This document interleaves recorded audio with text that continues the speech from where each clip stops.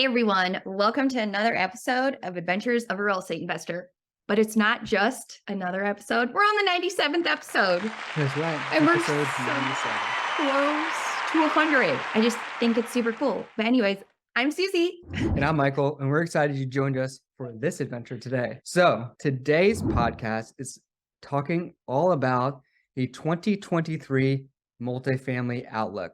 So just to recap, the past two episodes, this is a three-part series. This is the third episode in a three-part series where the past two episodes have talked about how the current economy is affecting multifamily. Specifically, episode 95 we looked into interest rates, current interest rates, and what their effect has on multifamily. Episode 96 talked about inflation and what that effect has on multifamily. And so today we're going to kind of bring all that together and we're going to discuss the 2023 multifamily outlook. Episode 97. On episode 97. Yeah. And so just to reiterate, Susie and I are not economists. However, we do read quite a bit of information out there because we think it's very pertinent to our industry, being multifamily operators. And so we wanted to share those resources with you today, what we've read, what we've looked at, what we listened to in order to bring this episode together for you, the adventurous family. So the resources are CoStar, Marcus and Millichap, Capital Economics, the Federal Reserve, Freddie Mac, Moody's Analytics. And we talk a lot about Freddie Mac, Moody's Analytics today, actually. Bankers Association, National Association of Home Builders, National Associations of Realtors, Pew Research, RealPage Incorporated, the U.S. Bureau of Labor Statistics, and the U.S. Census Bureau. Something I do want to add also, though, is that, yes, Michael and I read all of this information and find these topics very interesting and relevant.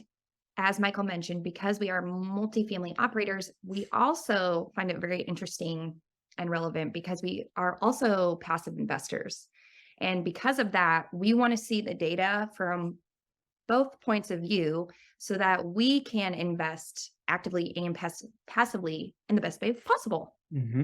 But with that, today in this episode, we are going to discuss 5 different topics to explain the 2023 multifamily outlook. So stay for all of them because they actually are quite fascinating. First one, current state of multifamily, which is always all over the place. So that's pretty fun to talk about. The growing economic uncertainty, the current multifamily performance. Number 4 is 3 reasons why apartments perform well during a recession or an economic downturn. And last but not least, how we are looking at deals during this time and what investors should expect. Absolutely. So moving right along, the first one, the current state of multifamily. So economic conditions at the end of 2022 slowed significantly compared with earlier in the year, as expected, right? So the multifamily market started to moderate in the second half of the year, reaching an inflection point as the market slowed from the record-setting performance earlier in 2022 because the Fed started raising interest rates in the second quarter, basically. And that kind of continued throughout the rest of the year. The strength of the apartment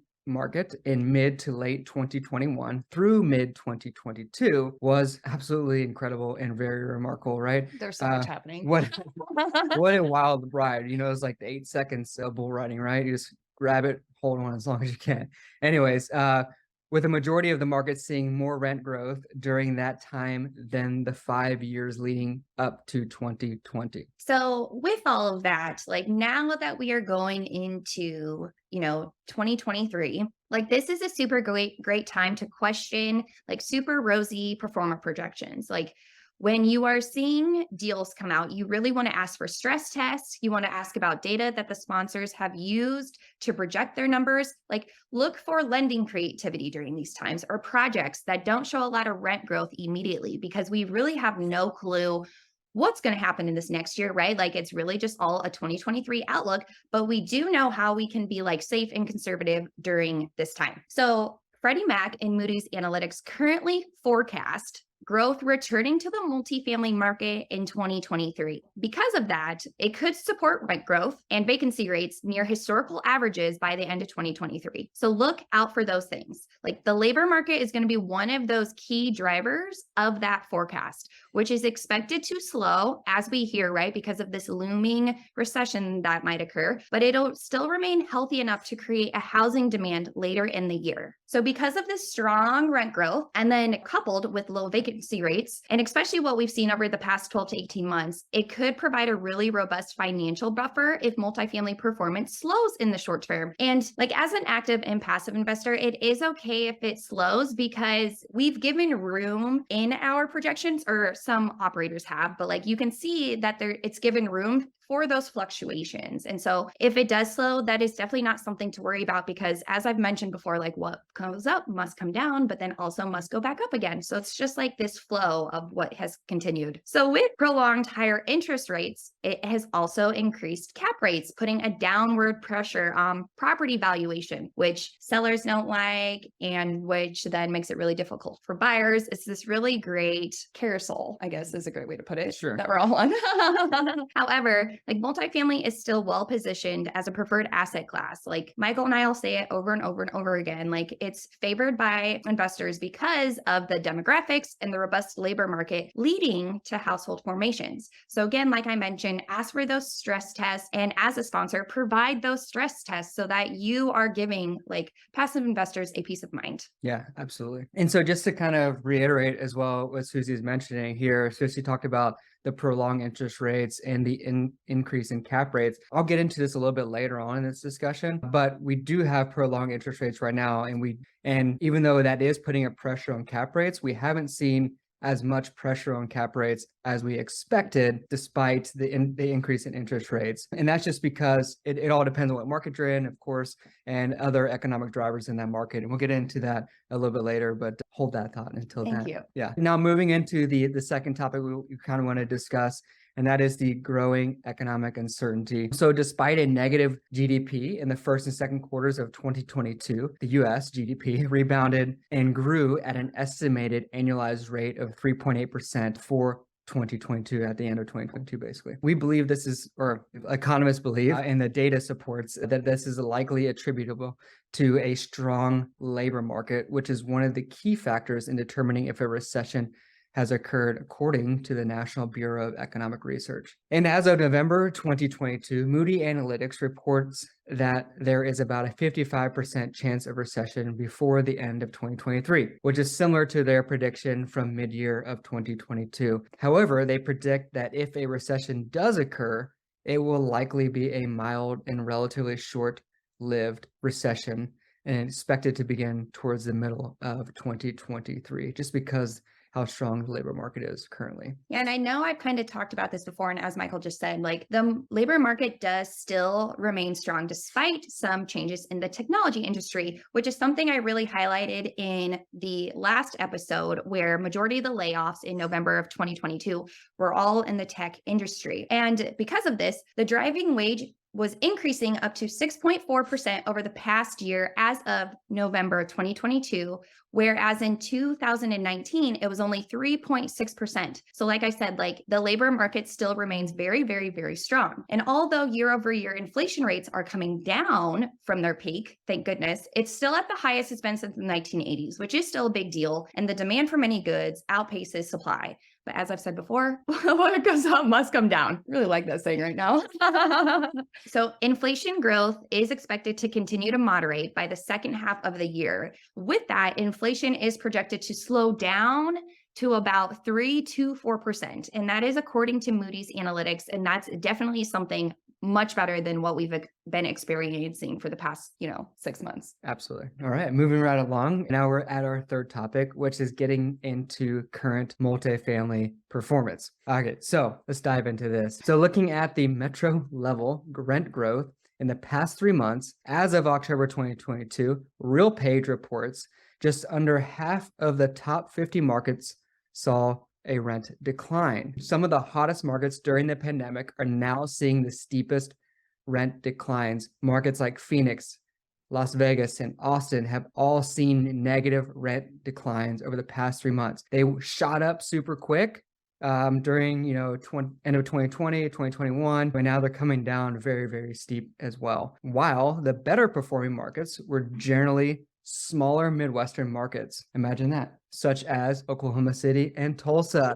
Yeah. We'll get into some more data about Oklahoma City and Tulsa here in a second. But those two cities were kind of passed over by this pandemic boom. Yes, we saw an increase in rent growth. Yes, it was historical levels of rent growth. However, it was not, 40%. sustained double digit, right? Like I think Austin, at one point had almost like 100% rent growth or something ridiculous like that the past, from 2020 to 2021, stuff like that. So yeah, anyways, that's why we love Oklahoma City and Tulsa. We love those markets Yeah, in to case you begin didn't with. know. Yeah, because they just have slow, steady population, job growth, job income growth, things like that. We'll get into that in a second. But anyways, these declines in rent growth are linked directly to gross income growth or lack thereof, right? So in fact, Phoenix and Las Vegas are two metros experiencing the highest negative income growth year to date, and it is directly affecting rent growth. You can't have it both, right? You can't have negative income growth and increase rents at the same time, right? So Yeah, it just keep creates a that in mind. strain Yeah, on all the renters. And like, while we're like, a lot of us are in multifamily, to be able to create a return, we're also not in it so that we are putting renters in a huge financial strain. Like, that just defeats the entire purpose. But so commercial real estate and multifamily in particular are seen as a hedge against rising inflation because the rents are reset annually and it can adjust to higher inflation. However, this is only true in markets that are experiencing an increase in gross income, exactly what Michael just mentioned. So according to Moody Analytics and Freddie Mac, the top 10 metros for 2023 annualized growth in gross income are dun, dun, dun, dun, Oklahoma City at number 1, which is at 6%. And then Tulsa is tied at number 2 with 5.4%. So just makes my heart so happy because the US average is 3.5%, thus confirming our analysis of these strong, steady markets the whole entire time, which I just love. I just love it so much. It's really cool. It's really cool that they're in the top Yeah. two there, basically, because of the rest. If you look at those, if you can go look at the Freddie Mac report here, but the top 10 metros, 5 of those metros are actually in Florida, and then the other 2 are in Oklahoma, which is really cool. Yeah, and in our show notes, like, we'll add the report so that you can see all of this data, so that too, like, exactly what we're talking about or referencing from. Exactly. Yeah. So just to move along here, so Freddie Mac and Moody's Analytics think that one of the biggest risks to the multifamily market's performance in 2023 is the state of the labor market throughout the next year. If the Fed achieves the soft landing that they're wanting without a large impact to the job market, consumer confidence will return and household formations will rebound. Household formations meaning, people moving into new places, like moving out of their parents into their own place, things like that. That's like considered like a household formation. They expect those household formations will rebound, but most likely not until mid to late 2023. However, the chance of recession still remains elevated and will be throughout 2023, as we mentioned previously as well. And as Susie mentioned as well, just to reiterate this, their analytics, if a recession happens, expect it to be much milder, which would point to potentially similar patterns in gross income growth, with some markets seeing negative growth whilst others significantly increasing. So we might see pockets of recessions happening, kind of like we saw in, we saw in 2008. Yes, there was the Great Recession, 2008, 2009, but more, certain markets were hit, I guess, greater than other markets, right? So we might see something similar to that happen if the recession was to happen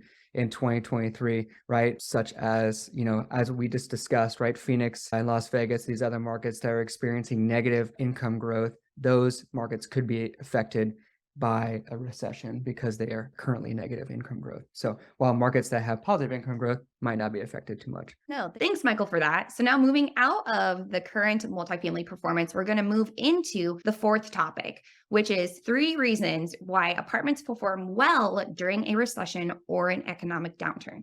So the first reason is high demand, but that is always in the right markets. So Michael and I carefully choose markets with steady job and population growth. We have been told before, no, we are not going to invest with you because we don't see the data there. But Michael and I truly believed, right? And everyone sees something different, that it was there. So these factors create demand for apartments that will persist through economic downturns. And it is imperative to research how resilient a market and submarket are due to a recession with investing in a multifamily space. And that is really why we do love these two Midwest markets. Yeah, absolutely. The second reason why apartments perform well during a recession is cost of living, right? So, as we mentioned previously in a different episode, the cost of buying a home has increased dramatically due to rising home prices and increased interest rates. Many people cannot afford to buy a home, so they rent instead. This creates massive demand for apartments in specific markets. People always need a place to live,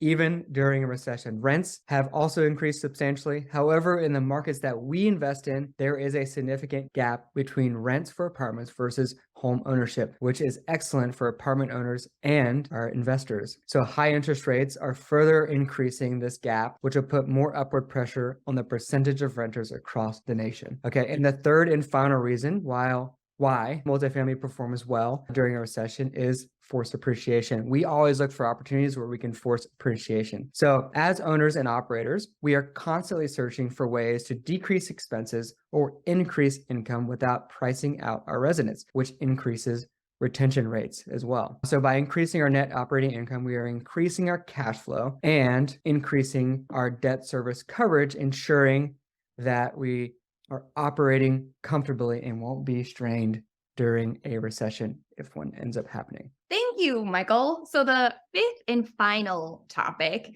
is how we are looking at deals during this time and what investors should expect. So, to reiterate, cap rates have been slow to respond to the higher treasury rates. And this is due to the natural lag in cost of debt to valuation. So, what does really that all mean? So, price discovery can take several months. And when rates move up and down throughout that period, it will take longer for the market to come to an understanding of pricing. And by the market, we really just mean like sellers and buyers, like trying to figure out what is the best when we have two different ideas of what best is. And so, due to the continued gross income growth seen throughout 2022, leading to a lower chance of distressed properties, there is little motivation for owners to negotiate a discount to valuation. So what Susie is talking about there is basically sellers are still keeping their prices high, even though interest rates have gone up. So what does that mean for us? That means there are fewer deals in the market. A lot of sellers are actually taking deals off the market. We're seeing lower or less deal flow across our desk now. However, the deals that we are seeing coming across our desk, we have to be very strategic in acquiring them. So one of the things is we are getting very creative with offers, meaning that a lot of the offers that we're writing these days have a substantial amount of seller financing or seller carryback, meaning that you have the senior debt on the property, but then on top of the senior debt, you have a mezzanine debt or seller carryback or seller financing where they can carry some part of the financing at a lower rate, right? So for example, we put an LOI on an offer where we're going to take about 50% of the loan to value, which will be the senior debt. And then we're going to ask the seller to carry back additional $3 million at about 5%, which effectively reduces our cost of capital. So then the amount we have to raise is a smaller amount on top of that, raising from our investors, because the investor cost of capital is significantly higher than it would be for the seller to carry back an amount, right? So we're getting very creative right now with prices where they're at, because the thing about it is appraisals are still staying high as well. Even though interest rates have gone up, which should reduce cash flow, appraisals are still staying high, which is allowing sellers to still demand higher prices, if you will. So we can typically, which is just making us be more creative with financing and making to try to get deals to work. So what does this mean for investors and what they should expect during this time? They should expect slightly lower returns, right? Because we're expecting a lower cash flow because of increased interest rates. So you're going to expect lower cash on cash returns, again, due to higher interest rates, reducing cash flow, and lower equity multiples compared to the advertised returns in 2020 and 2021, just because that was a wild and crazy time where interest rates were so low and prices were still so low, they haven't really caught up. And so you could offer, or you could expect higher returns, higher cash flow, and things like that during 2020, 2021. However, because of the higher interest rates, that is kind of evaporated now. Still get great returns, outpacing the stock market by a long shot, considering At the end of 2022, most of the stocks were down while all of our investments were up, which is nice. Yeah, and I was just going to add to that, like, and if you do see a great deal, because as Michael mentioned, like you still can, but look and see if there's creative financing involved. Look and see like how the higher returns are achieved. What is new about this whole scenario that makes this actually happen? Because they will be out there, but like they might not be also. Yeah, exactly. And make sure that the operator or the person, who presents the deal to you is like not trying to push rents by significant amounts every single year after year. We've reduced our underwriting now because we have no idea what's going to happen in the future. So make sure you're really digging into what the drivers of increase of NOI are for that specific deal. What we're looking for currently is we're looking on taking lower leverage, as I kind of mentioned, and then looking for the seller financing too, the seller financing piece in there. We're looking for that lower leverage, long-term fixed debt. I've always been a proponent of never going with floating rate anyways. And as you can see throughout our investment thesis for the past, since 2020, you can check out our investment thesis and it stays the same. Basically, we always love long-term fixed rate debt. Anyways, because it allows us to hold through any economic storm and uncertainty, which is nice. And we've positioned all of our assets very well in that manner. So we can sell or don't sell depending on the market cycle that we're actually in. We also want to ensure that the resident demographics support the market rents needed in order to add value. Again, this is going back to looking at the income growth, the gross income growth for that specific market. If it's negative, don't expect to raise rents, right? If it's positive, how much is it positive, right? How much can you afford to raise rents without pricing out the residents, right? So just look at those factors in that specific market. And when you're reviewing deals as an investor as well, make sure that the operator understands what the gross income growth is for that market. Well, I was just thinking about like, this is also a great time to ask sponsors like how much they've involved their property management company in knowing what the market rent should be and what the area comps are, because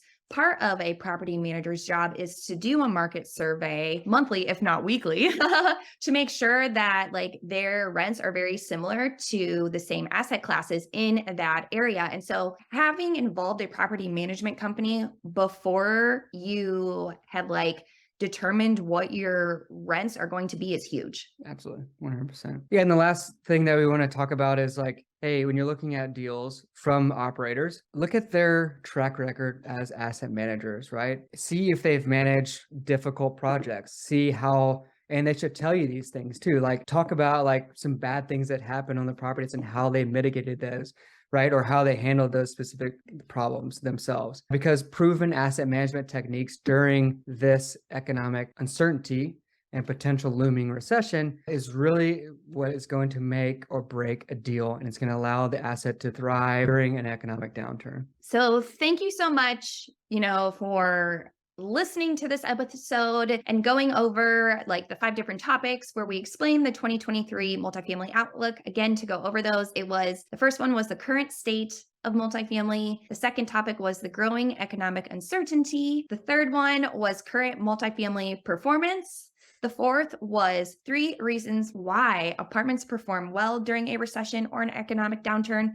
And the fifth one was how we are looking at deals during this time and what investors should expect. So if you have any questions, as always, please reach out. And if you want more of this data, please let us know and we will give it to you. Absolutely. Really hope you enjoyed this episode. We really hope that we are able to share some data that we found with our adventurous family. So to really explain what's going to happen in 2023 or what we expected to happen based on data drivers for economic drivers, really for multifamily. So anyways, thank you so much for listening. Thank you so much for tuning in. We appreciate you as a listener and we wish everybody a very happy new year and a great 2023. And until next time, explore more, adventure awaits. Oh!